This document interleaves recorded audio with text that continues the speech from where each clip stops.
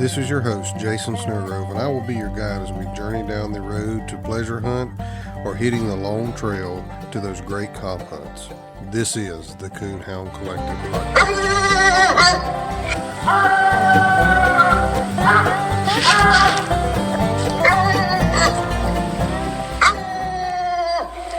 Hey guys, this is Jason over at the Coonhound Collective podcast. I'm here today to tell you about one of our sponsors, Conky's Outdoors. Whether you need a few dog collars or the whole setup, they can fix you up. They have a wide range of products from hound hunting to fishing. My friends over at Conky's Outdoors can help you out. You can order online at conkysoutdoors.com. Call them at 904-692-1568, 904-692-1568, or if you're in the Hastings, Florida area, go by and see them. Again, that's at conkysoutdoors.com because we support people who support our way of life.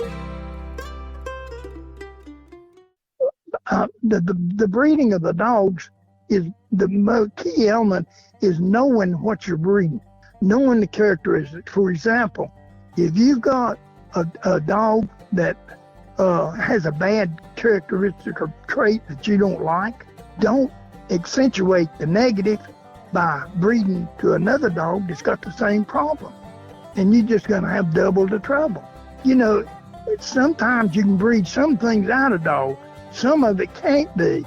You know, it's just like what's going on in our country today. You ignorant to the fact can be fixed. If you don't know, you just don't know. So you can be taught or trained on that. But stupidity can't be fixed. I mean, that's something that's, you know, if it's just stupid, it's just stupid. One thing I might add while we're talking, first of all, most of us coon hunters don't have enough property on the hunt. We have to depend on other people, landowners.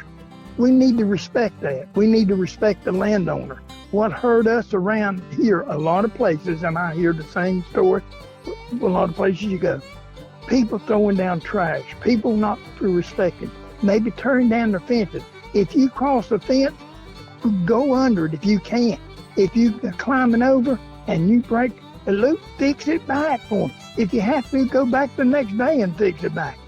Go to a landowner and offer to help. Be wise enough to know that something I can do to help mow the grass or help fix a fence or whatever the needs are. Help haul the hay if they need hauling the hay to the farmer or whatever you can do to help out. And you know, all good things in life don't come free. Somebody's got to do something to earn it. And sometimes we need to earn the right to be able to hunt on somebody else's property that we don't own. Those excerpts are from the interview that I've done with Mr. L McSwain today. There's a lot of nuggets to pull out of here. Those are just two of many. I hope you'll stay tuned to the end and pick up on any nuggets that you hear today from this story. Without further ado, here's Mr. L McSwain, the Flint Rock Coon Club, the Flint Rock Baptist Church, and of course, his hunting supply and feed store story. All right, guys, thank you for listening to the Coonhound Collective podcast today. Today, we have a guest that was actually brought to me by one of y'all listeners out there, Nicholas Blanton. I would appreciate you sending us a message through the Coonhound Collective Facebook page and putting me in touch with Mr. L McSwain. Mr. L McSwain lives on the eastern part of the United States, and we're going to get him on the telephone here in just a minute. Stand by.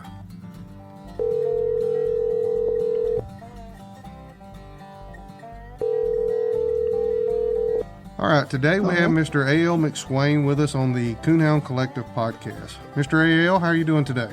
I'm doing fine. Thank you for asking. Mr. Al, won't you go ahead and tell us a little bit about yourself, where you was born and raised, and what kind of dogs and how you got kind of started in the coon hunting business? Okay, well, thank you. I appreciate this opportunity, and I've been reading up on your podcast and your information, and hadn't heard about you until you'd called me, and somebody had told me about you from South Carolina. I've got one of my puppies. And it looks like you're doing a real good professional job. Well, anyway, my name is L McSwain, and I've been around for a while. I'm probably old as dirt about, but I started off at a very early age, about 70 years ago, possum hunting. with a neighbor down here. We had very few coons in those days, and we didn't even have a coon season as far as axe, gun, and saw was prohibited. And all you could do was you could have 20 coons in a season if you could catch them and tree them, but you couldn't use a gun or axe or a saw. But anyway, before I knew that, I had a relative down the road down here wanted to go possum hunting one night. Well, that intrigued me because my dad had hound dogs we rabbit hunted with, and I went with him rabbit hunting. And we had an old dog, is a red dog, had some red bone in him, but is a crossbred. He had a little white in his chest. And anyway, he wanted to trail a lot, cold trail in the morning while we was rabbit hunting, and get on a possum trail, and he'd trail it to the den in the ground, or we'd try to dig him out, or he'd get to the tree, but he wouldn't tree. If there's a nest in the tree or den tree, and he would get there, and he'd start backtracking.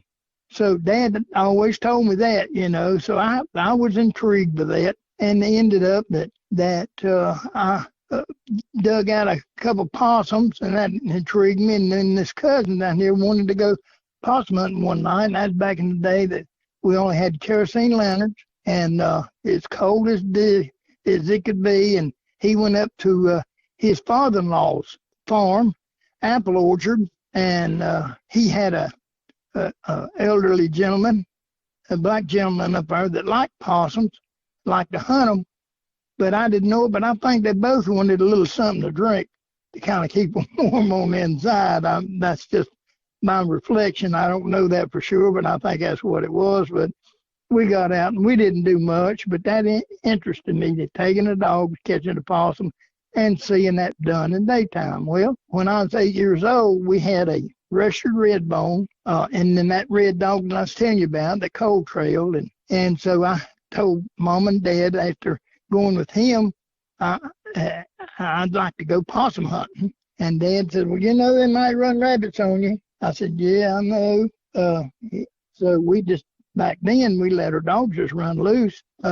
Most of them just stayed under the house. It wasn't underpinned.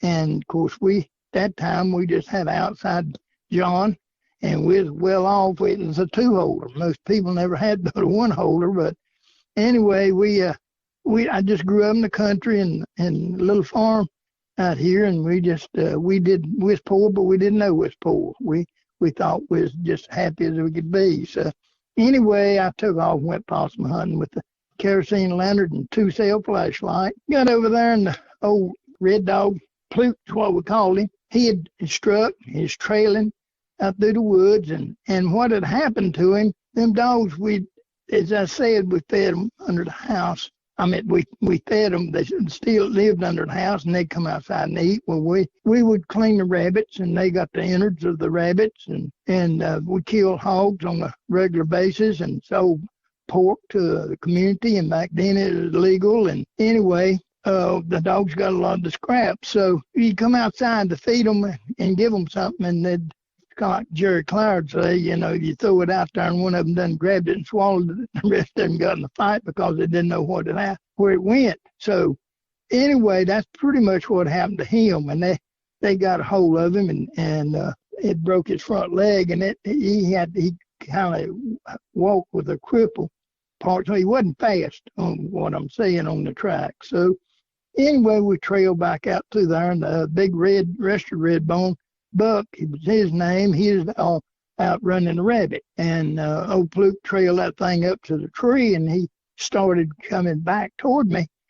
And so I was trying to keep up with him, and me at 8 years old and carrying the lantern and the flashlight. And so I happened to get to the edge of the woods and met him coming back, and there wasn't but one tree on the edge of that pasture, and it's a persimmon tree. And I threw my flashlight out there at the tree, and I saw them little bitty eyes shining. So I went out there, and I got him up there to the tree, and he started barking. And then when he started treeing, the other red dog come in. He started treeing. So I said, now what am I going to do to get this possum? I'd already had a couple at home in the cage where we dug out from rabbit hunting. And so I decided that I was going to climb the tree. So I carried the flashlight with me. I climbed up there, and it's a tree with plenty of limbs on it. And I was able to stand on the lower limb and the possum right above me and walk out and with one hand and get the possum's attention with the flashlight in my mouth and one end of it. And I was able to reach and grab him behind the neck and caught the possum and brought him down to the ground. And anyway, as I was coming down and climbing back down the tree, the limb hit my cap bill, which was Dad's favorite cap. Back then, there was a Cordura type cap, corduroy, you might say, was reversible and had red on the other side. And Dad loved that because he'd got shot several years earlier by this cousin that took me possum hunting, and there was rabbit hunting, and this because the quail flew up and didn't see Dad on the other side of the ditch. So he still had some shot in his face, and I was lucky to be alive. But anyway, they survived that. But here he had this cap, so he wanted to be noted, and that was before it's red. It wasn't a hunter orange like it is today where it's required. Back then, nothing like that was required. So that cap hit that limb and fell off. Well, them dogs grabbed that cap, and they had the cap tore up before I got down out the tree with the possum in my hand. And I just thought, oh, Lord, Dad's going to whoop me. I'm going to get my rear end tore up for this. Anyway, I carried the possum, and I was trying to hold it up, 8 years old, and the dog weighed more, both of them weighed more than what I did. And I can just see me now telling them dogs to get down and quit, and me trying to carry the lantern and carry the possum too. Walked in the house. Mom and Dad's already in the bed, and back then we didn't have no light switches. We just had pull chains. Went to the headboard, old iron headboard of the bed, and I knocked on the door, and Mama opened the door, and she was in front of the bed laying there, and so the door was just open just enough that the bed was right beside the door. So when she opened it, there I was, and pulled a pull chain on there. I was with that possum, and it drooling right down. She screamed and hollered and I told him, I said, Daddy, I don't want you to get mad. The dog tore your cap up. I figured he'd whip me, but I guess he's so amused of it. He didn't. And so anyway, Mama hollering, get that thing out of here. So I took it down and put it in the cage, pen I had for the other possums. And ended up, that really interested me, and I felt successful in my first venture on my own at 8 years of age. And so we caught several possums later on. And I had at one time, I had 27 possums. That was some sow possums with some little ones too, combination of all. And I possum hunted some, and about 12 years of age, I had an uncle that invited me to go coon hunting with him since I've been possum hunting, because he used to possum hunt. He had combination dogs, possum and coon. And he's the only one in the family on both sides of the family, mamas and dad, that did night hunt. So I went with him, and he found out I could climb a tree. So we got in the summertime when leaves was on the tree and seasons were out. We'd just chain the dogs up, and I'd climb up and knock the coon out, and we'd have another race. But back then we had such few coons, you might hunt your whole allotted time that you planned to hunt that night in one spot, turn out one time. And if you treat one coon a night, you'd done good around here. But anyway, that changed as we got older and moved, adventured some down to South Carolina where it was legal down there for raccoons, and they had a better population we did. And so we hunted down there and hunted with a few other people. And in the meantime, I had a couple dogs that we'd tried to make night dogs out of, but it's too trashy. They'd run too much junk. I know I got on my uncle's nerves. He told me one night when I asked him, I said, Uncle Joe, what's that dog running? He said, I don't know. He said, you won't ask a whole lot of questions. I said, yeah, I know it, Uncle Joe. But I said, they always told me in school, if you want to know the answer to something, ask a question. He said, well, it could be a peanut or a Malmo or pinochle as far as I know. Well, I didn't know what he was talking about then, but, it was hilarious when I got to thinking about it before, really humored me a good bit. But anyway, he taught me a lot about possum hunting and night hunting, and we still learning a lot about the coon deal too. So I used to climb the trees a lot, and I have seen some real challenging things and experiences hunting, but maybe I'll get a chance to tell that later. But anyway, I did, back then, we had agriculture class, and I was starting into junior high school, which is called middle school now. And Mr. Sharp had taught my dad and my brother in agriculture, and they found out that I had possums. Well, he always had, back then, there's a lot of people around here, or several people possum hunted, and he had what they call a possum supper, and he'd do it for the whole community that wanted to come, and we used it at the school. And then, of course, they'd have ham and steak and everything, but they always wanted possum. And so he got me furnishing the possum for the agriculture supper, the possum supper every year. But since I had some possums, and so I always put them up and fed them cornbread and milk for about 6 weeks before we cut them. Well, anyway, that we had a real good time growing up. And when I graduated from high school, I carried some of the boys with those combination dogs with me hunting, and occasionally I'd tree coon, but most of the time it's possums. And we had some real interesting friends I'd made, and some wouldn't go back with me after a bad night or two. But anyway, the class always called me Poss, nicknamed me Poss. And they went to get me graduate, and they called me up senior class in high school. And the class officers had made me a possum sack, and they had told me they was giving me that as a graduation present for me to put all them possums in I'd planned to catch after graduation. So anyway, a little bit to that story. It's ironic how God had blessed me, and I've been able to meet so many people and travel so much and do a lot of things in the coon hunting world, and things changed. And later on, I thought maybe I was pretty athletic in school and football and baseball, and I thought maybe, they get a little recognition there a lot of times. And anyway, it must have been 40 years after we graduated. I'm thinking now the dates, but I think it's about 40 years. We had a class reunion, my 51st graduation anniversary is what it was. And they had just a few years earlier had picked me and selected to go in the Charitable Sports Hall of Fame for be a professional coon hunter. And I told the graduating class that after 51 years, I said, didn't you remember the possum sack you gave me? And they'd forgotten about it. And I said, well, that possum sack turned into a coon sack, and I've got to go to a lot of places. So anyway, that kind of brings me up to date with some of the things that I did there, but I kept on learning, asking questions, trying to learn as much as I can. While I was in grammar school, I'd read, in junior high school when it was, I got Where the Red Ferns Grow, and I read that book, and he's talking about a little boy. That opened a whole new world for me. I didn't read a whole lot of books because I was involved in the country and just a country boy, but that book intrigued me so. I cried like a baby after reading Where the Red Fern Grows.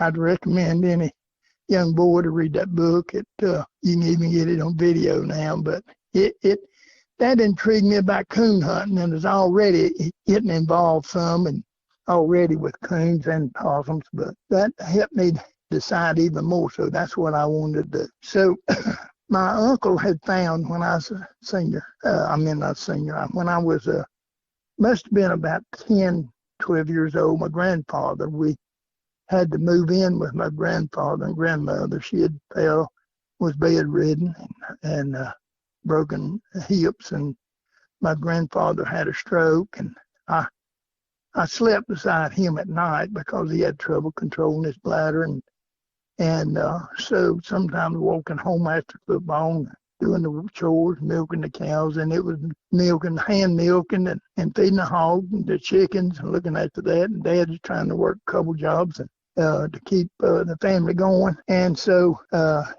my uncle had a friend that had this little dog named Penny, a little plot female. And I done had a couple of dogs, and as I mentioned earlier, didn't have a place for them, and we just turned them loose. And one of them, somebody run over his dirt roads in by here, but still somebody, I don't know why, liked to run a little old mud hole, pothole, and somebody just run over it right there in the yard, always almost in her yard, because our house was real close to the road. Anyway, I had a couple other dogs, and it didn't pan out. And here, this little dog was a pretty good little dog, and he decided that his wife didn't want him out hunting anymore at night. And I'd been with him coon hunting a little bit, and that Uncle Joe's dog was treed a couple coons, and this little Penny, she had treed several coons, and he said that he's going to sell her for $35. Well, I thought, Lord, have mercy. How in the world can I come up with $35? Ain't no way in the world. But I sure would love to have her. And so Uncle Joe would told my dad about it. So Dad went into my grandpa. Grandpa was in a walker, and he said, Dad, you had 2 hogs down there. We've been raising, and you always kill hogs and sell the meat. And AL's been awful good to you. Now, one of them hogs is mine, and one of them's yours. And AL's been giving you shaving, helping you have baths, sleeping beside of you at night, and he's planning to play football and go to school. Dad, why don't you give one of them hogs to AL, and I'll buy it from him, and I'll give him $35 for it. And he did that, and so that's how I ended up the first real coon dog. And Lord have mercy, she was a prize. Wasn't too long. I remember us going down to Pacer Mountain one night with her. We had 4 dogs. Uncle Joe would give me his older female called Belle. She's a high tan dog, and he had a couple dogs, black and tan, and another spotted dog. We referred to him as English, but at that time I didn't know it was English. But anyway, they treated a big old coon on Pacer Mountain down there, and I had to climb out 3 trees and shake him out. They couldn't handle him. He's so big. He just kept fighting them dogs. He finally just laid down on his back, and when they come in, he'd really work on them. And they'd stand back and bark, and then he'd take off and run up and get up another tree. So after 3 times, little old Penny's nose had just cut all to pieces, and all the dogs was bleeding pretty much, and I thought that was the biggest and greatest thing in the world. I prized Dad. I still got the picture of them 2 dogs, and we got another coon that night too, and that became so. That really just set me on fire for sure then. And I thought, well, this is what I want to do. I want to be a coon hunter. And when things would have it, later I lost her because she came in season, and I didn't know that, but when I found out she was in season, I had to pin her up, and I didn't have a place. So we had the barn down there, and the barn loft where we kept hay and all. So I tied her up there. She broke through the slats at the back and hung herself. And you talk about a young boy, 15, 16 years old. I was about 16 at the time. Now that broke my heart. But anyway, that made me determined I was going to train me a coon dog. So I spent a lot of time working with different dogs and different breeds. Got my first registered dog. I had one before I got the registered dog named Shag. He's a half bird dog, half setter bird dog and half plot. And he was some old coon dog. He had a little bit too much mouth on the track, but he sure was a good tree dog, and he's jam-up fighter. Man, he would really fight a coon. But anyway, after that, I got a little black and tan dog that a fella had for sale when I was about 20 years old, 19 years old, I guess it was. A little black and tan for $100 and a .22 rifle and a dog lead and a little pouch to carry a light in, which that was something else. I carried my 6-volt light. It's pretty heavy anyway. And that rifle, Dad gave me $10 for the rifle. So since he killed a lot of hogs, I didn't carry a rifle because my uncle always carried the rifle when I went with him. But anyway, here I had $90 in that dog, and he turned out to be one of the best dogs I ever had in my life. But I've had some good ones, but he's a special dog to me. And little old black and tan gray dog. He's a cross between a red bone and a black and tan. And then I ended up getting my first rescue dog. It's a blue tick. He is 3 years old, and I got him out of the jockey lot. If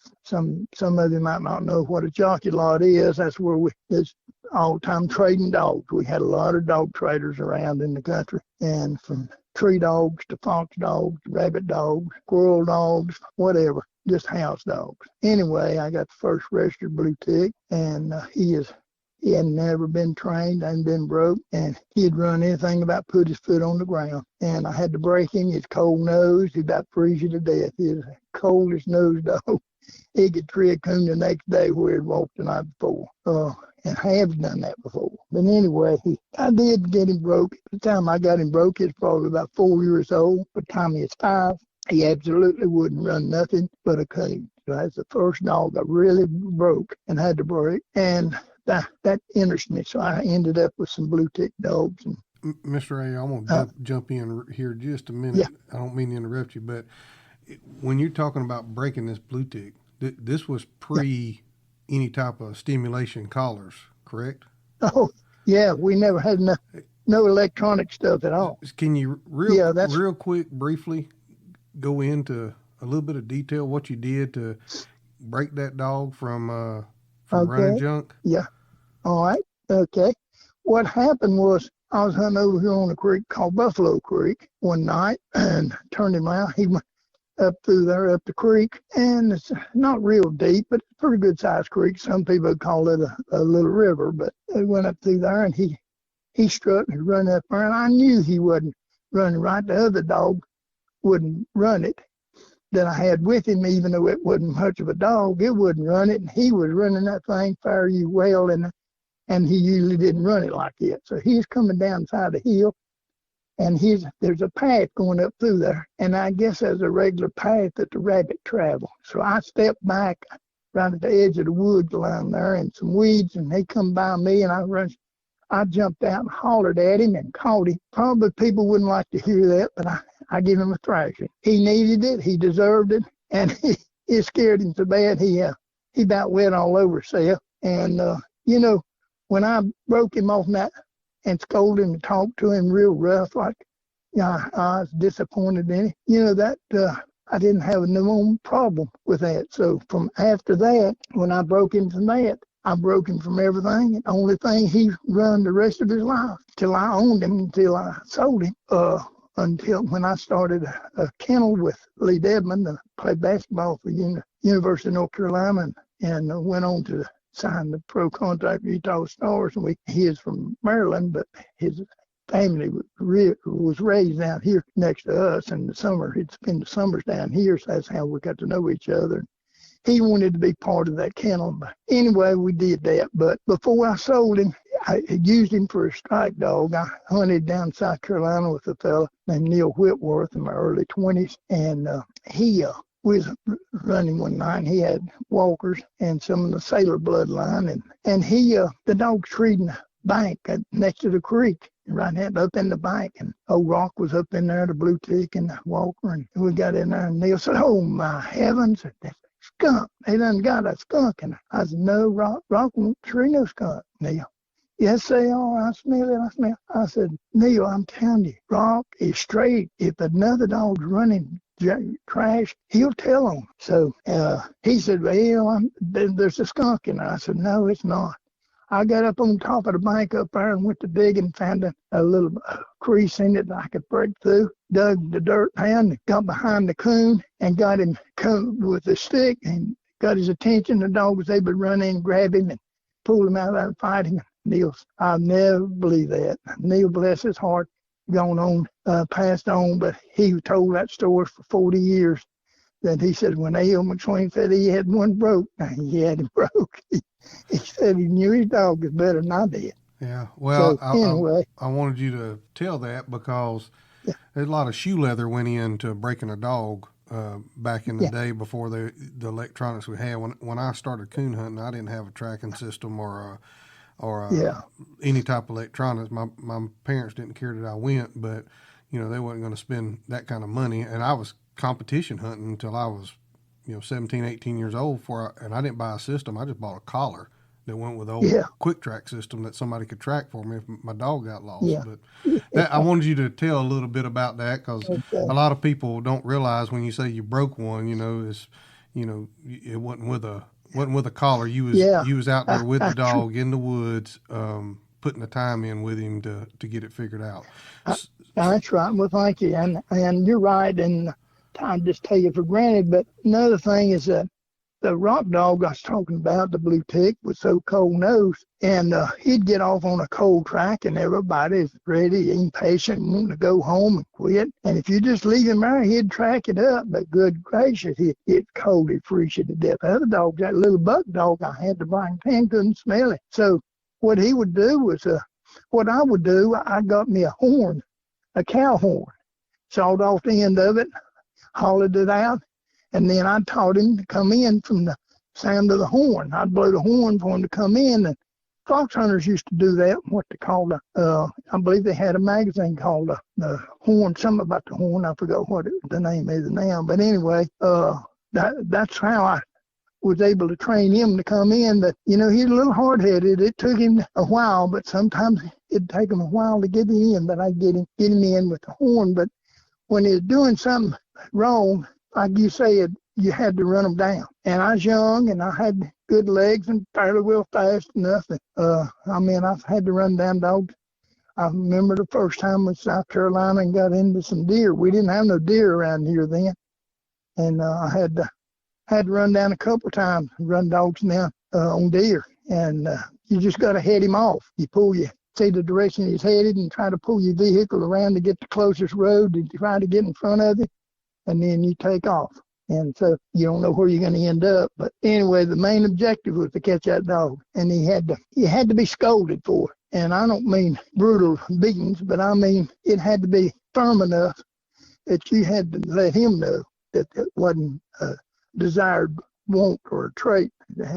Had to break him from it. Anyway, I've grown from some of those experiences, and I don't have time to tell them all, but I've been doing this for quite a while. I'm 77 now. I started at a young age, but I really ran around 12, 13 years old before I started coon hunting. And so it's all been a learning process. I'm still learning today, and I'm probably in the winter of my life right now, but I plan to spend what time I've got trying to teach my grandsons and son-in-law about handling the dogs. I'm not able to get in the woods now, but I try to teach them much as I can. I got 2 grandsons that does a good job on handling dogs. Well, that's what this is about, is to relay some information and preserve history of our sport. That's my goal with this podcast. And just like that little tidbit, I want people that never experience not hunting with electronics to understand what it took to get out there and to work a dog back in the day when you didn't have those things available to you. Hey guys, this is Jason over at the Coonhound Collective podcast. If you're thinking about swapping to a different dog feed, give my friends a look over at extremedogfuel.com. They carry 2 different lines. They carry an elite and a professional. The professional has corn, wheat, and soy in it. The elite does not have corn, wheat, and soy.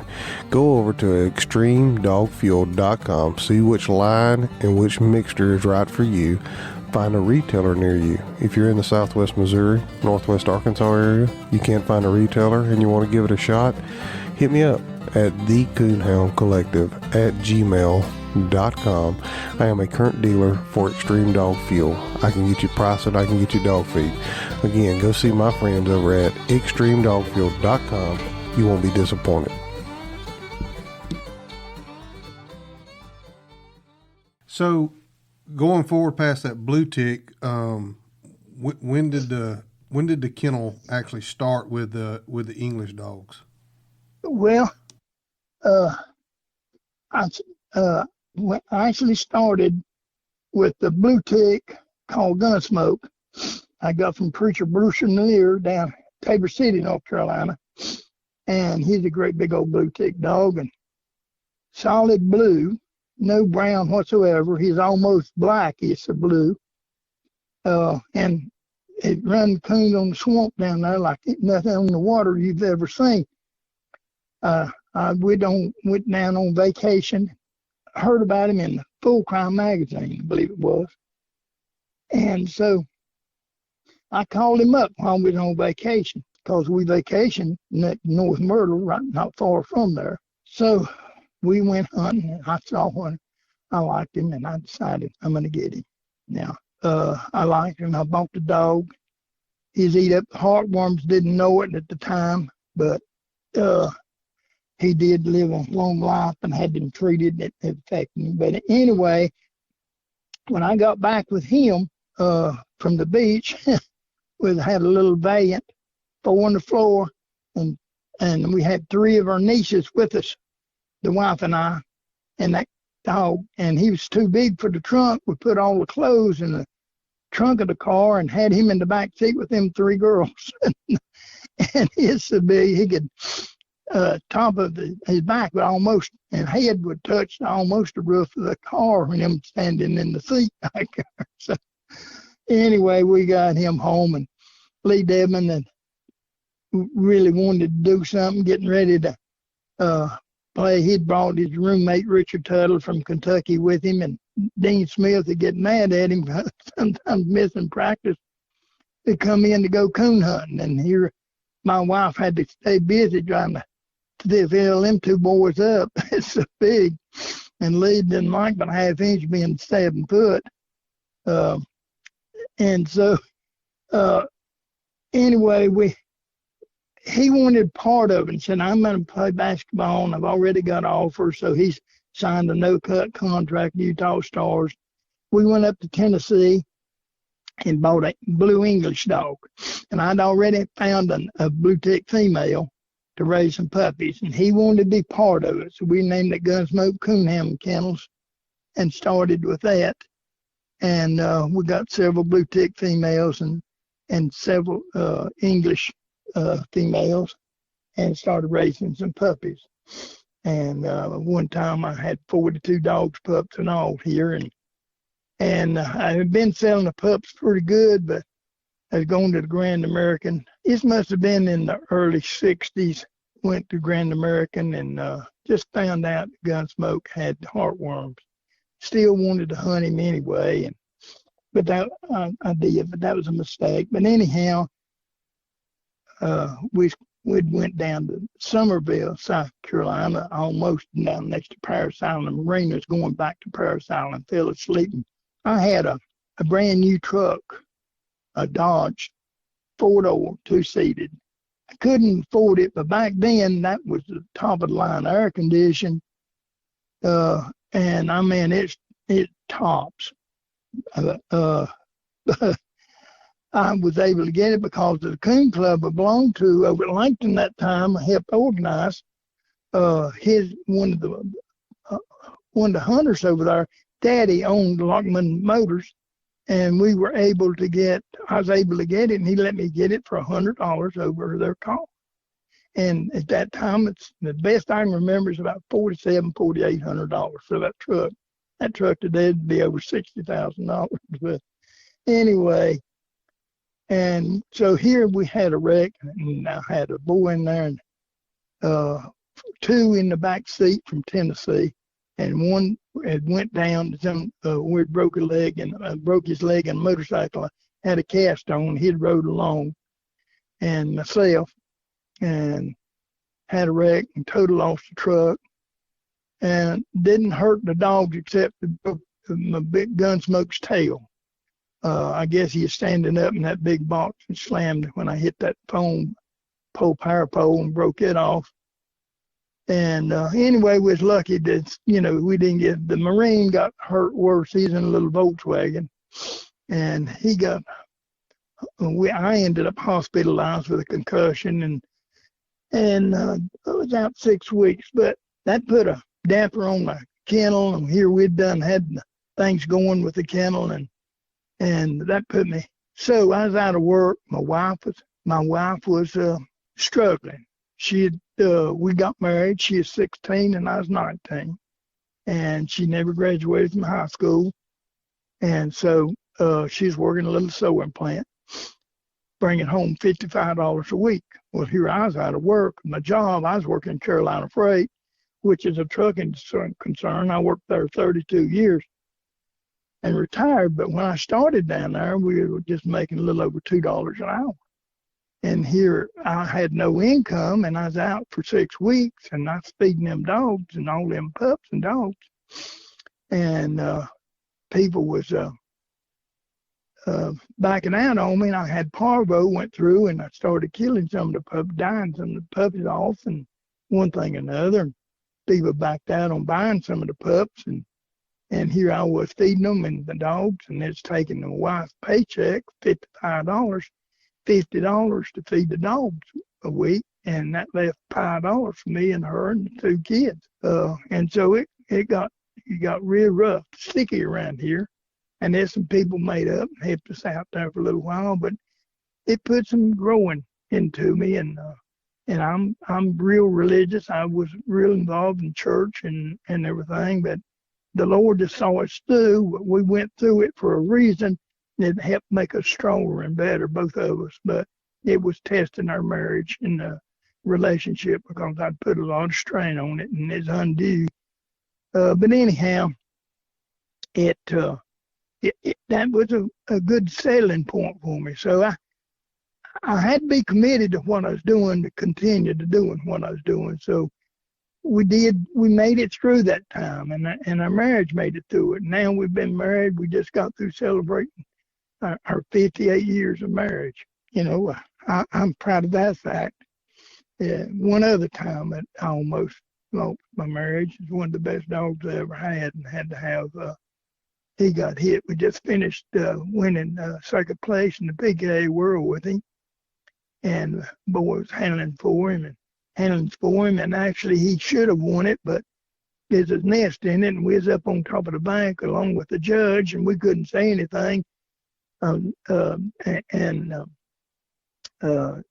guide, and so when they got through shining time was up, they told him, says, come on up here, and it was almost 20 foot down, straight off, right, a ledge, like going off down to the bottom land down there. And we was almost eye level with that nest. So we'd done seen the coon, but we couldn't tell them. And he said, come on up here, we're going home anyway. The time's up, and show you when you get up here. So he showed them the coon, and he just raised up and looked at him one time, you know. But then he would have won the PK World. But anyhow, that we ended up second place, and getting him ready for the UKC World. And the 2 young boys, one from Tennessee, and another young boy would help handle dogs for me. They was hunting him one night, and one car come by, and he was crossing the road and broke him up real bad, and he ended up with several injuries. Had to amputate one leg, and eventually ended up, infection got in, had to take his shoulder blade out then, and he broke up the other legs. And anyway, it took months, and for him to overcome. We had 5 operations, $4,500 saved his life. Money I didn't have, and I had to put on a card. That was a testing time for our marriage. I almost lost my wife because of that. But the dog would give me everything he had, and I just felt I had to give everything I could to try to help him. And he survived it, and he was able to go out and tree a few coons for me. And he struggled to do it, but he got it done, and yeah, I just cry every time. I just couldn't bear to see him have to go through that, but he loved doing it anyway. So anyhow, wasn't able to breed him but one time, and you had to do artificial insemination because he wasn't able to cover a female. But anyway, my point is that there's just some challenges in life. Sometimes it's a trying time for you, but you got to continue keeping your faith, and the faith in the Lord Jesus Christ is the only one can give you the strength to help you overcome some of the obstacles that you might be faced in life. That is for sure. And what was the name of that dog, Mr. Ale? Flint Rock Raging Raider II. We call him Deuce, and he's the smartest dog I've ever owned. But anyway, I'm skipping about there a good bit. I didn't mean to do that, but trying to bring things along. But I just felt I've helped organize. I've been blessed. Totally blessed. God has blessed me tremendously with the people I've got to meet and the places I've got to go, the things I've got to go, and the dogs I've had. And I've helped organize 3 coon clubs. I've been president for a club up here for about 30, maybe 35 years. And health's gone down. I'm just not able to be involved. I'd like to be involved more. No, we organized it and sold stock in it, incorporated it, and made the LLC and sold stock in the, and so the members would have something that they could call their own in a building instead of losing the building or somebody changed their mind or no longer renting to you, whatever the reason was. So we got 3 acres of land and a building up there, and it's 40 foot wide and 60 foot long. So it's a pretty good sized building. Sits on 3 acres next to a creek. And anyway, that's been a thing. The thing that you was talking about with young people, I've brought so many people along, my nephews and a lot of young people around the community. I always have, and a lot of people have looked at me and appreciated that. I've used a lot of young people to handle dogs for me because I had so many dogs at one time. I've had as many as 15 champion dogs here, dual champions, grand champions, night champions, show champions, English dogs. All of them was English or walk. I think I had about eight or 9 grand nights all the time. Most of them was dual champion, and 5 or 6 night champions, plus some other dogs. And you go out there and pick out 1, 2, or 3, 4, whatever you wanted to, and go hunting. Most of the time, you're going to be split treed, and might be 1 dog here or 1 there or 2 or whatever, vice versa.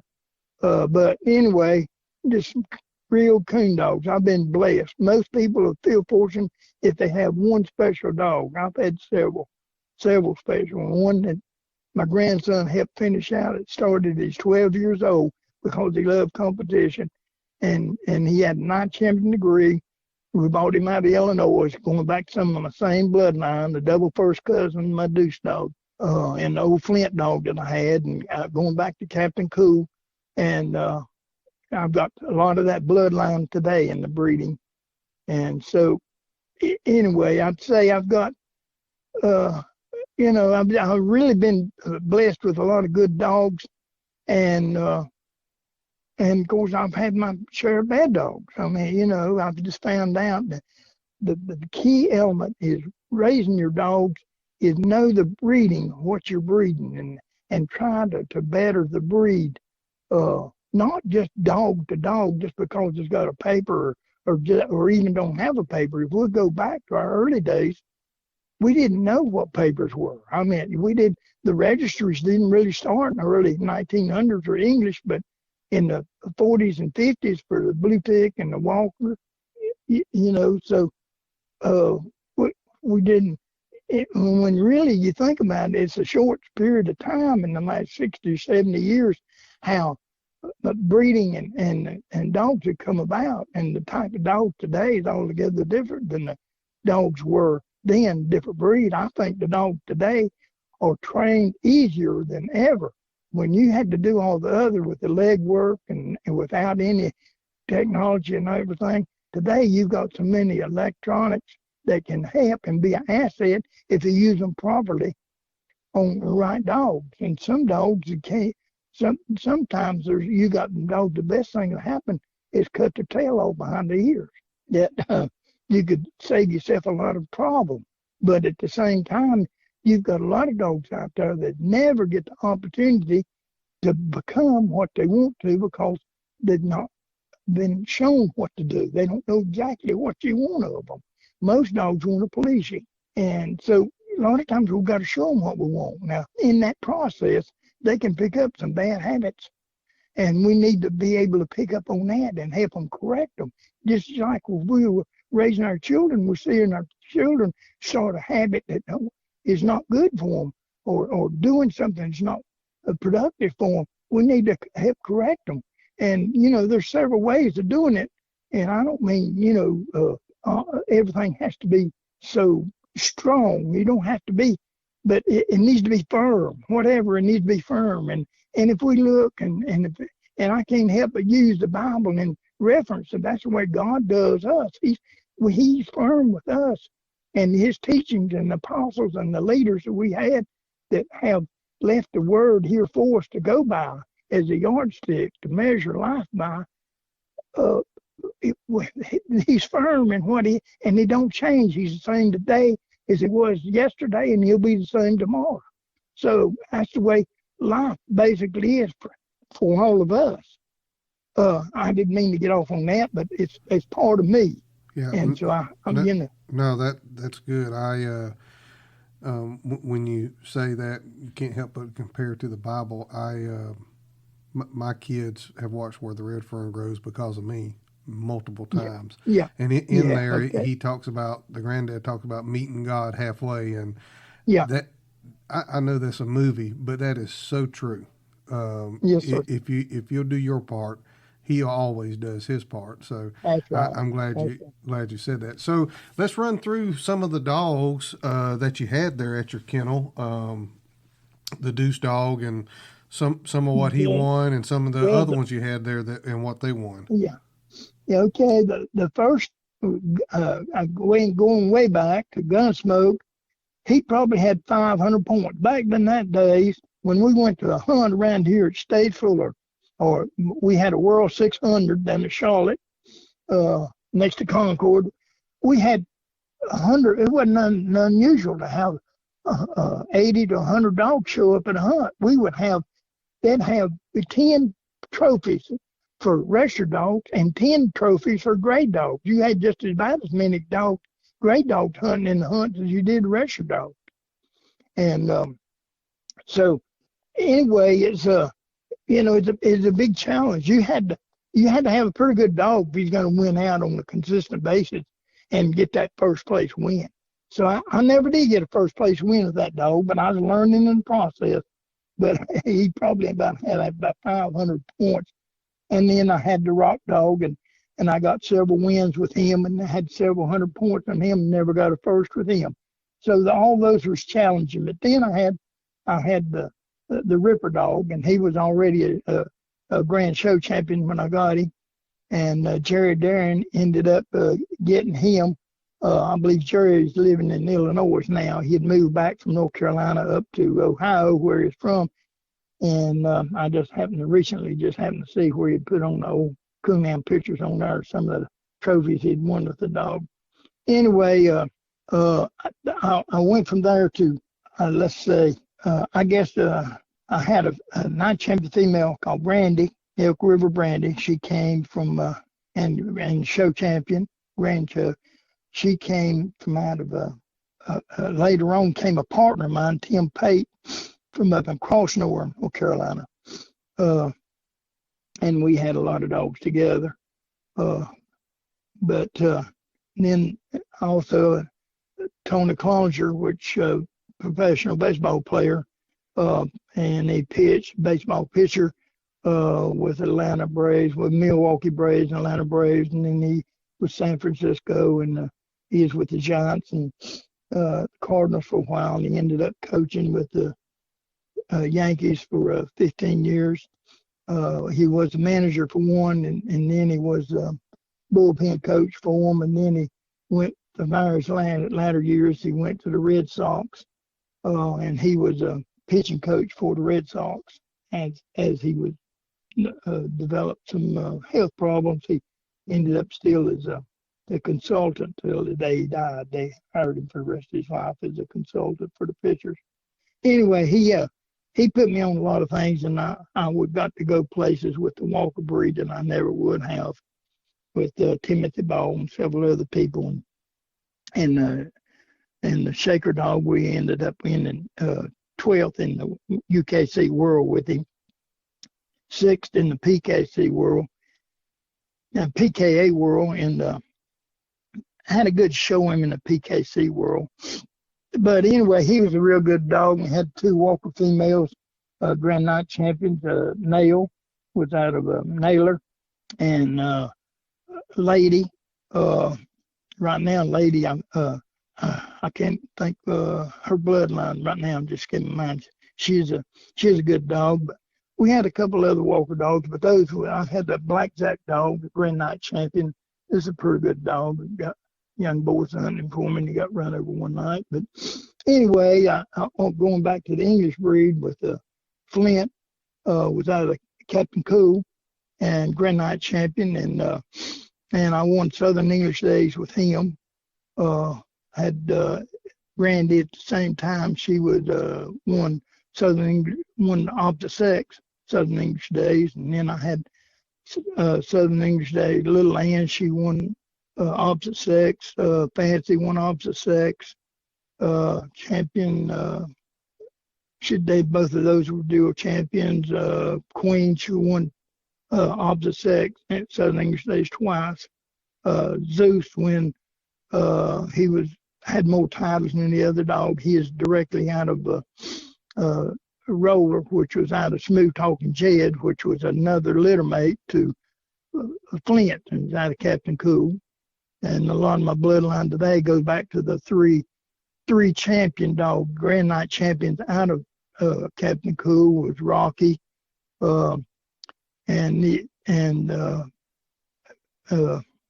Smooth Talking Jed and Flint. But anyway, several of the females, I just can't call them all now, without looking at them. But anyway, I've got a room full of trophies. I gave a bunch of the bigger trophies because we have a church in the back of the store, and we just needed more room. The church is growing, and so, we had them sitting around on the pot-bellied stove and everywhere else, and that wall's full of plaques, and then I got plaques hanging all around the room in there at the top above all the hunting supplies. But anyway, I gave a bunch of trophies up there, and I've got a bunch of plaques over there and held several pictures, videos of them. But, what went into that meant a lot, the dogs, and the accomplishments, and bringing some young boys along and letting them handle dogs. My grandson, for example, started at 12 years. He won some casts he shouldn't have won. He lost a good many casts he should have won, but yet he still ended up having put a total of 7 titles on the Zeus dog from UKC and AKC and PKA, and going to the nationals with him and the UKC World Qualifier. I had several dogs qualify for the World. Zeus did a couple of times. Zeus and Deuce. Had some other young dogs. That Pepper and Holly was a Grand Night champion, and she's a heck of a dog, and sold her to King up in Tennessee, Sevierville. Anyway, it's just hard to. So I had so many. I had to sit down and look at it. The bloodlines going back to. I know you mentioned something about some of the bloodlines. We went back to Thunder JR quite a bit. Bingo, Rocky, some of Briar Creek, Woodstock. And so what I've done is I've tried to pay attention and produce a better dog. So I've been breeding some off and on, maybe 1 litter a year, sometimes 2, except when I got into it a little bit heavy with the blue ticks and wasn't prepared for it.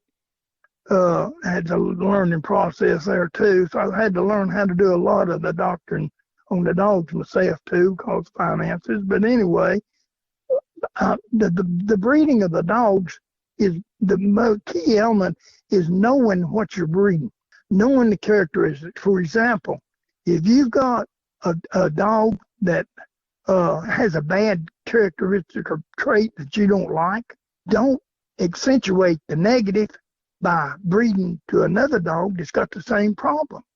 And you're just going to have double the trouble. Sometimes you can breed some things out of dogs. some of it can't be. It's just like what's going on in our country today. You ignorant to the fact can be fixed. If you don't know, you just don't know. So you can be taught or trained on that. But stupidity can't be fixed. I mean, that's something that's, if it's just stupid, it's just stupid. And, I'm not trying to get political, but that's about where we're at today in our country. But at the same time, with our dogs, we're seeing, some dogs is just stupid. It's as a general rule, that's not the most of the dogs want to please you, but all of them's not gonna make top-notch dogs, but they will make satisfied. I used to have plenty of time, and I could work with young dogs because I had plenty of life left in me. I had plenty ahead of me, and I'd take patience, and I'd work with some dogs that people had give up on, and bring them around that I could treat coons with. It wasn't maybe top-notch dogs. But as I learned from this, I learned if you want to get coon dogs, you need to be able to have coon dogs with the right genes behind them to produce coon dogs. And if we watch what we're doing and know something about the bloodline, and that's the importance that concerns me about crossbreeding. I think crossbreeding is good for the dog population and knowing what you're breeding to, but at the same time, it shouldn't replace our purebred dogs, because that is a way that we can keep up and keep track of our bloodline. Granted, there's a lot of people out there that put a lot of titles on dogs that the people made the titles, not the dogs. And so you gotta know something about the dog. And the more you can learn about the dog and the quality of dogs and what you're breeding. I raised 2 litters of puppies this fall, and 16 puppies. Out of 1 litter, 9 puppies, 7 of them are treeing, and they're just 6 months old. I sold some puppies down in Dillon, South Carolina, to a man that hunted walkers that heard about my bloodline, and at 12 weeks of age, they're treeing every breath. My grandson got one 14 weeks old. I've got videos to show you this. 14 weeks old. Another boy down in Camp South Carolina got one 14 weeks old, treeing every breath. Another one, that boy was supposed to got, and anyway, it didn't get it. Another boy got it, and it's 4 months old and never had a pup in his life of no kind, no hound whatsoever.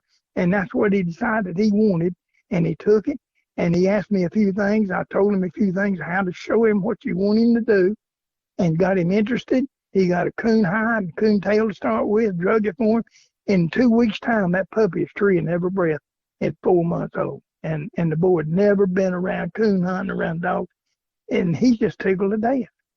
And so, most dogs do want to please you, and you want to show them what you want them to do. Once they understand that, then the training process is putting them in the woods. You've got to put them in the woods. They're not going to make it on the chain. They're not going to make it on the kennel, and they're not going to make it by wishing it on them. Once they learn how to do it themselves, they will become, most of the time, they'll become what you want to, or as close to. Maybe it's not exactly what you want, but they'll come close to what you want. Yeah, I couldn't agree more. Previous podcast I've done with a fella, he said, you're going to have to turn the gun smoke off and get off Facebook and get in the woods if you want a coon dog. Yeah. And yeah, that's right. I couldn't agree more with what he said there. Well, I think we covered pretty good there on the dogs, but let's talk real quick about the this is kind of what intrigued me about the story when a young man, Nicholas Blanton, reached out to me and gave me your information.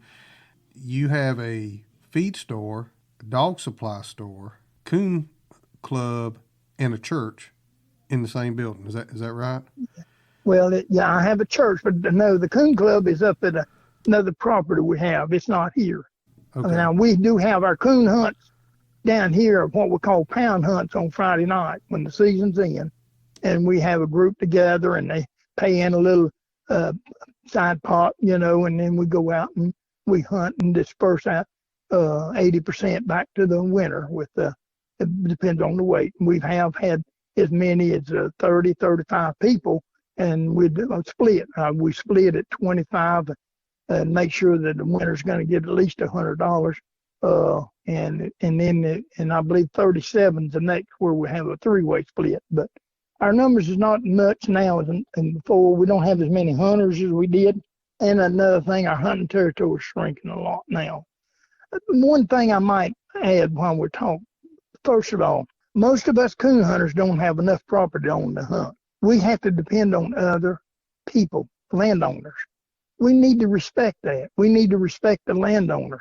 What hurt us around here, a lot of places, and I hear the same story, a lot of places you go, people throwing down trash, people not respecting, maybe tearing down their fences. If you cross the fence, go under it if you can.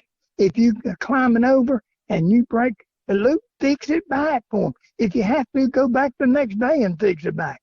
Go to a landowner and offer to help. Be wise enough to know that something I can do to help mow the grass or help fix a fence or whatever the needs are. Help haul the hay if they need hauling the hay to the farmer, or whatever you can do to help out. And all good things in life don't come free. Somebody's got to do something to earn it. And sometimes we need to earn the right to be able to hunt on somebody else's property that we don't own. You're anyway. exactly right there. I got another guy I listen to that has a podcast. His name's Clay Newcomb, and he uses the term guarding the gate. He's a bear hunter. Yeah. And he uses the term guarding the gate. And I don't think there's a better fitting term than to guard the gate. Matter of fact, I got some property right down the road here from my house. It's several hundred acres a guy owns. And how I got permission to hunt in there was not asking him, could I hunt? He put up a new fence. We had a big rain come through, and his cows got out. And he has a underground construction company, and he was up in Kansas City working. And I just had stopped and talked to him while they were fixing fence, when they were putting it in.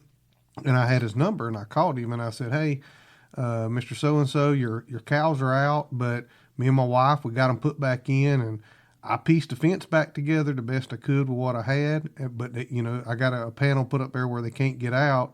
And, when he got back in town, I pulled down there and I had my dog box in the truck.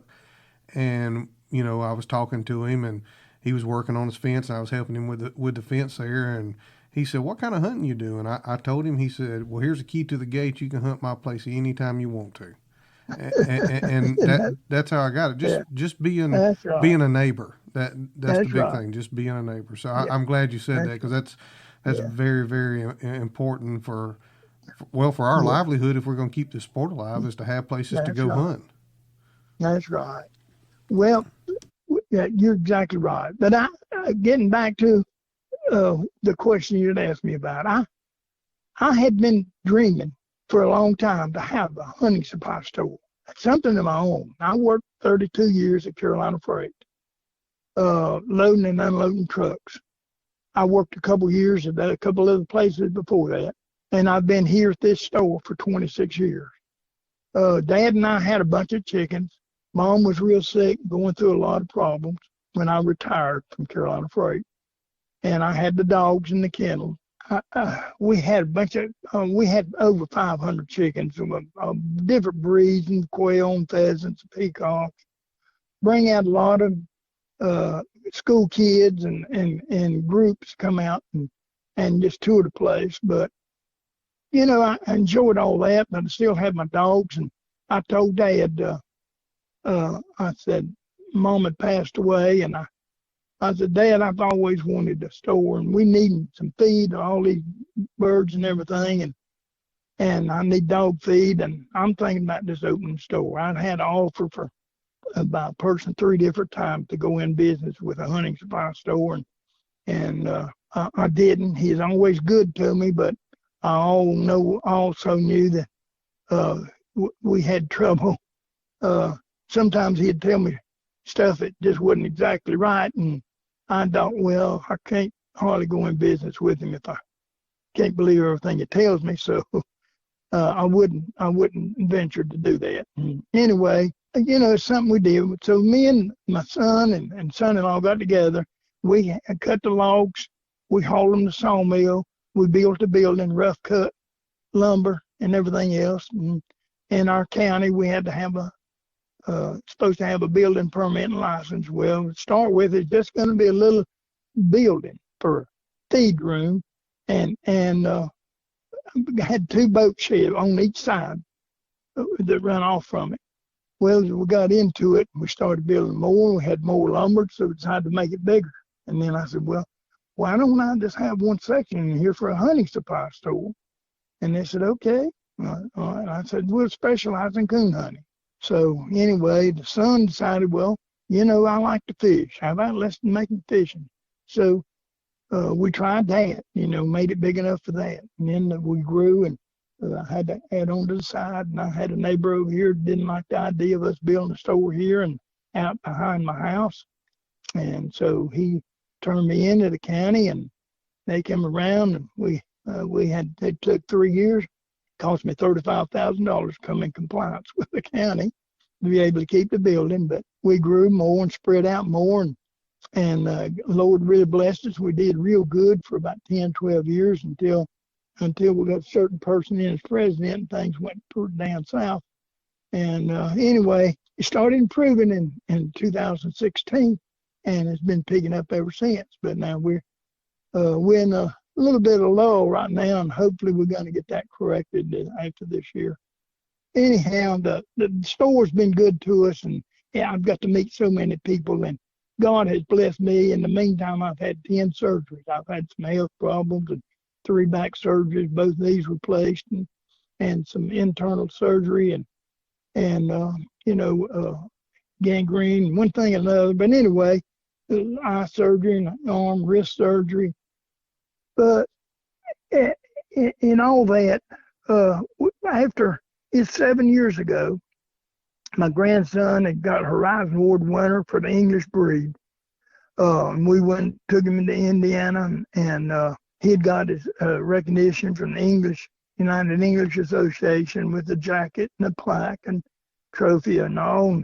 And UKC had sent him a plaque for a Horizon Award winner for an English breed and a savings bond and all. So, he's just 15 years of age and receiving this award, and just knew he was headed because he loved competition. And he had done real well with Zeus dog, Flint Rock, smooth talking Zeus was his name. Cool, smooth Dr. Zeus. Anyway, he handled some other dogs, but that's his main dog he handled. He had a blue tick. He did good with him, but we'd sold him because we had so many English dogs, specializing in English dogs. Anyhow, he came in, he said, Papa, God called me since I think he said he's 12 years old when God called him to preach. So he was preaching some when he got an invite at his home church and a couple other places around, found out he's preaching, and we'd always go to hear him when we got a chance. And he's going to seminary after graduating from high school and college, junior college, and he got a degree in engineering. And he said, God called me to preach. And I said, okay, fine. So he went up here to a local Baptist Theological Seminary now called Fruitland. But anyway, he like one semester graduate. We had heard him, and a lot of people liked him, and they liked his style of preaching, and they, it wouldn't been no problem for him to get a church. So I told him, he said, come in. He said, Papa, God's called me to plant a church. I said, well, I don't hardly know what a church plant is, but I've heard about them, but I don't know much about it. But anyway, I said, if that's what he told you to do, that's what you need to do. And you don't have but another semester, and you're going to get your diploma and degree, and and I know you'll get a good church. He said, well, it ain't getting a church. He told me to start one. And I said, well, son, you need to do that. And he said, well, and I said, it's just going to be a short while. He said, you'll be ready to do that. And he said, no, Papa, you don't understand. He's told me to do it now. I said, well, son, don't you never refuse to do what God's told you to do if you know that's what he told you to do. But he said, there's only one problem, Papa. I don't have a place to start. We used to have bluegrass gospel when me and Dalton was growing up, and we'd have sometimes 15, 20 people back here picking and agreeing and having bluegrass gospel music, and we don't have that anymore. And the business is down with the store, so the whole back part of the store is not being used. I'd like to start it here, if you'd let me. Well, I wasn't going to tell my grandson no. I kind of almost phoned back, to think about it. But anyway, well, okay, son, if that's what you want to do. And so anyway, he told an associational missionary, and he came by and he looked it over and he said, this looks good, and took pictures of it and all, and he got your endorsement. And he says, now, did your home church the pastor offer for a couple of his members to come and help you get started? And he said, no. I looked at him and I said, you think he needs to help somebody to help him get started? He said, absolutely. I mean, just by himself, he's going to need some help and instruction, and we'll help him as much as we can. But I got to my house and I was praying about it. I was telling the wife, we prayed about it, and we felt God was leading us to help him plant the church. So that's what we did. We jumped in there, and we've been here 7 years now. And then his mom and daddy, she was playing the piano at another church, and he was a deacon in the other church that's going to. And things changed, and they felt led to come over here and help too, their own son. And we're not trying to make it a family affair, but we've got several people. Brett told me that God had called him to plant a church for this reason, that there's a lot of people out there that are broken. They're hurting. They're looking for a place of healing and refuge that they can feel comfortable. Most people don't feel comfortable, especially if they went through some trials and tribulations in their life, don't feel comfortable in going to a well-established, organized church. And I said, well, that makes sense. So, what we're going to name the church. Anyway, I said, well, you do whatever you want to, but all I know is this. We have a rock around here called Flint Rock. And I said that when this was a dirt road out here, we grew up and had a molasses mill out there, and my job was to pull in the mule to go round and round to squeeze the juice out of the cane, sugar cane, to make molasses. And they had a vat out there, and juice in there, and they made molasses. And we had it lined up out there, and there's some oak trees on the dirt road, and the big old rocks where they graded out, called Flint Rock. And we get up on them playing cowboy and Indians, and there's 3 of them out there, and with us and cousins around here, that's what we'd play all the time. We'd get on them rocks and play, and TV was just starting to come in the picture. I was almost a teenager before we ever had television or even running water in the house.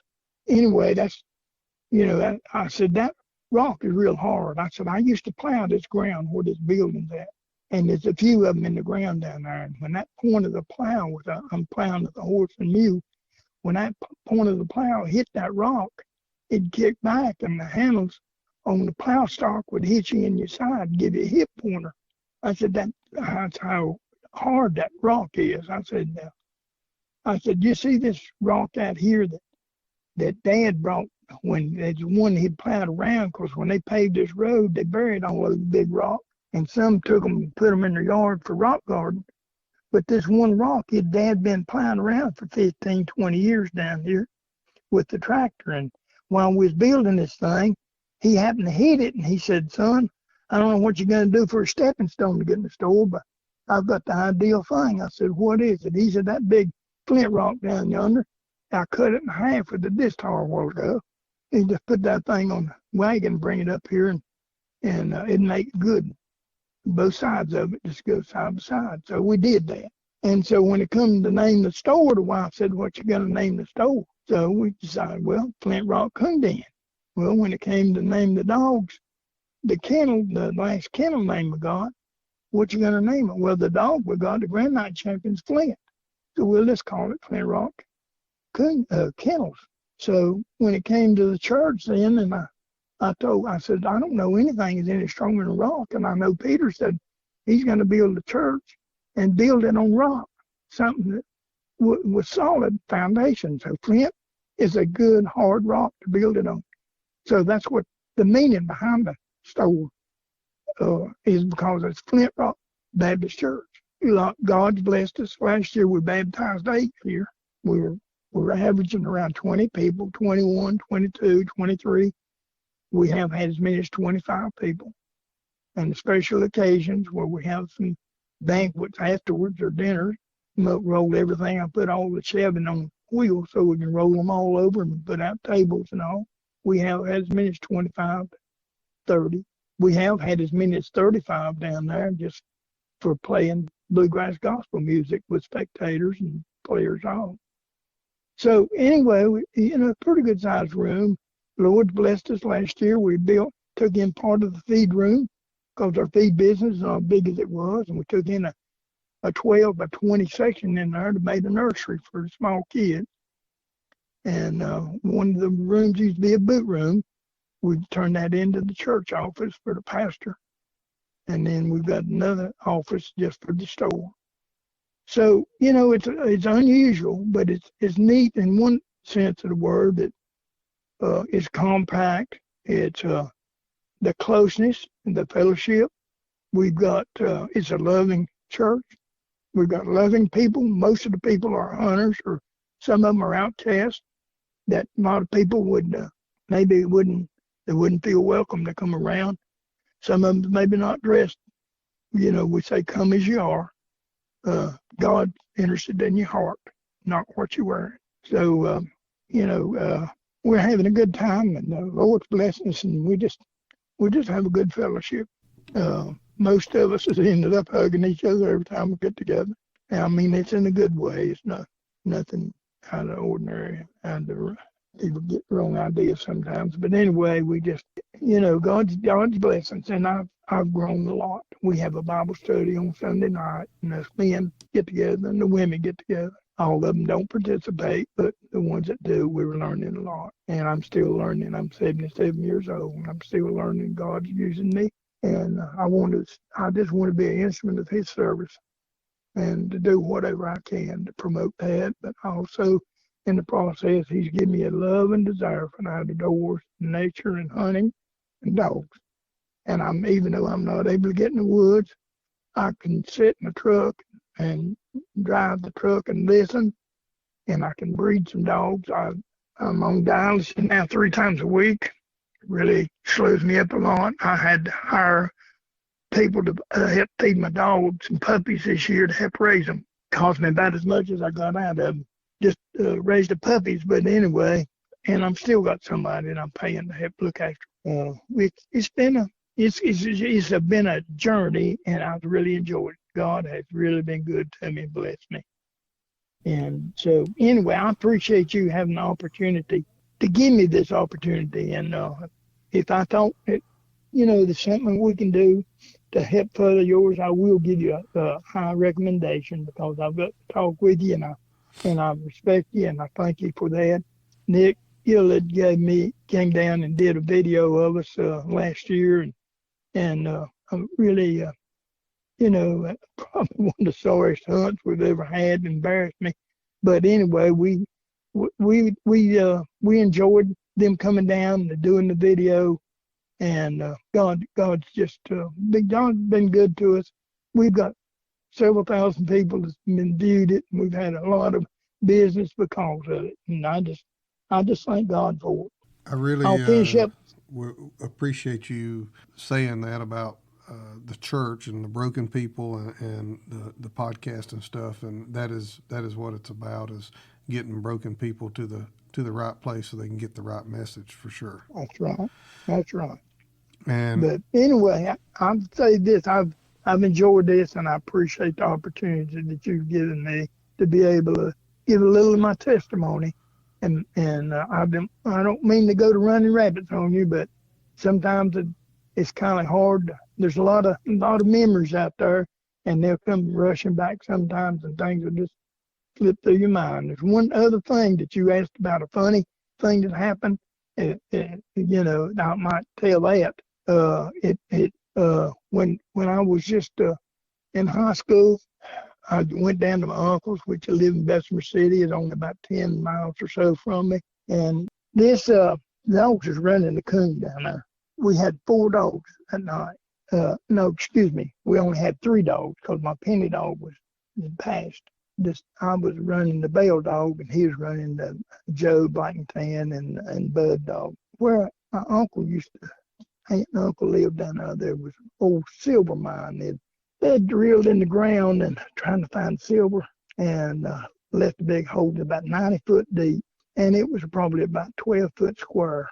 And they'd put timbers over it, but the timbers had fell in, and there was no covering over it. The dogs was running through there real fast, and you could, all of a sudden, 2 of them vanished. We just couldn't find out what happened to them. So we happened to walk up on the hill, and we could barely hear them faint barking, but it sounded like it's way, way off. Well, the female, Belle, was still running. We got up there, we could see where them dogs had skid for a good 2 to 3 yards, carrying leaves with them. When they saw the hole coming, they just couldn't get stopped. They running so fast. Both of them went off in there. Well, those timbers had lodged. One was about 30 feet down. One dog, the Black and Tan Joe, and the Bud dog was about 40 feet under those timbers down.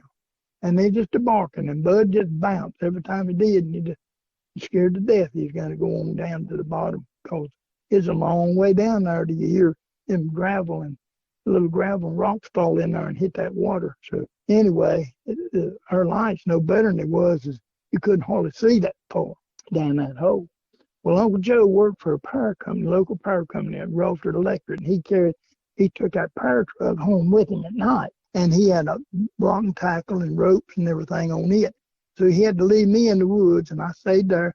There's a Japanese hornet nest on the other side and built in the stump in one corner over there. And they kept coming. We used a gas lantern to walk with. So I had to cut the gas lantern out, and it was dark.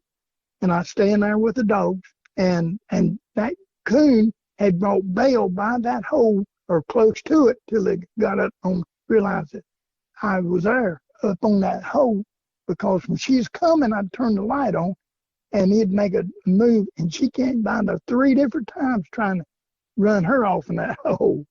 But anyway, she didn't, and she ended up getting treed way in there. Joe came in. He lowered me down, set up with some trees and set up the pulley, lowered me down in there, and tied me off. I tied the rope around Joe, and he pulled him out by himself and left me hanging. When he got him back, he sent the rope back down. Then untied me, lowered me down to Bud, and that was really scary, going under those other timbers above me and him bouncing, barking down there, just knowing that he could go any minute, you know. And God, it was kind of tricky to have to pull me back out, but to pull the dog out first and leave me tied off, because he couldn't pull both of us up at the same time. So they leave me tied off, and he got Bud out. And when they got him out, then they had to tie them dogs up there to a tree to keep them from going off anywhere, you know. So anyway, he tied off and got me out. And that was an experience that I'll never forget. And I hope I never had to do that again. But this day and time, I don't know whether I'd have done that or not. But that was just, you know, just young enough that it didn't matter. And there wasn't too much out there I wouldn't climb as far as the trees.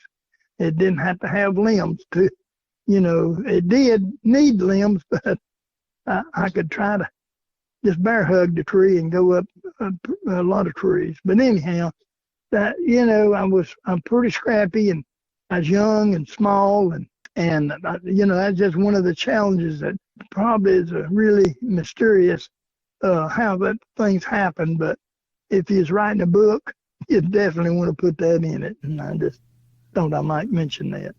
That's something else for sure.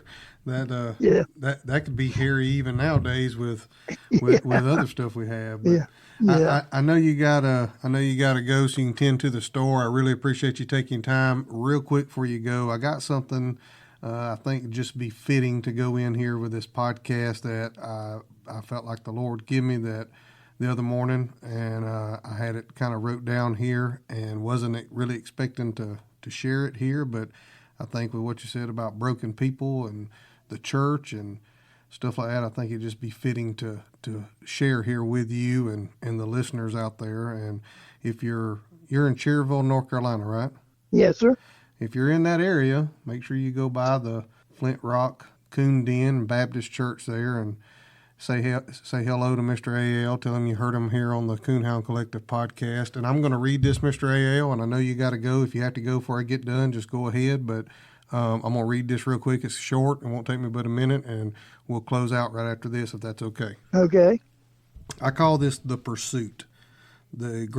Hunting's greatest reward is not the kill. It's all the work it took to make it happen, from picking out a pup, training a young dog, and all the things that go with that, even picking the right spots to turn loose. And all these things is where the hunt happens. It's in those times that we are in the full pursuit of the hunt, calculating, dreaming, and even doubting what we've done with our hounds. All these decisions must come to fruition in the right way. There is a risk involved. We can't be everywhere doing all aspects of this at one time. We must make a choice of where to turn loose, when to strike, when to tree, in this fair chase hunt we are on. If you think about it, there's a link here to God and all that.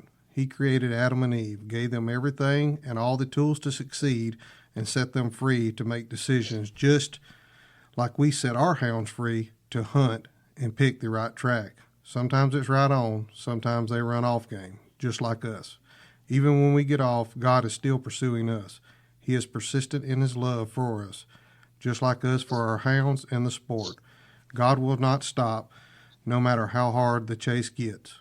Understanding that God is tracking you down is what separates Christianity from every other faith. Being a Christian is not you hunting God, but him hunting for you through Jesus Christ. God knows what it means to hunt something you love, you. I hope to bring you great hound stories and interviews, but I hope to also have an impact that will change the way you look at our hounds and our lives and make it better in any way we can. And most important, to make sure you have a relationship with Jesus Christ. That's what matters in the end. I just felt like I should share that, Mr. A.L. I think what y'all are doing there is great. I think your grandson there is right on with the church and getting the right people in the right places for sure. And like I said, I really appreciate you taking your time to do this with me today. That's what I wanted to do with this podcast, is capture history, stories, and adventures that people's been on. And in the end, make sure we're pointing people to Jesus. Well, I think, and one thing I'd like to remind you of the Randy Leonard family. Remember him in prayers. Randy's only 53 years of age.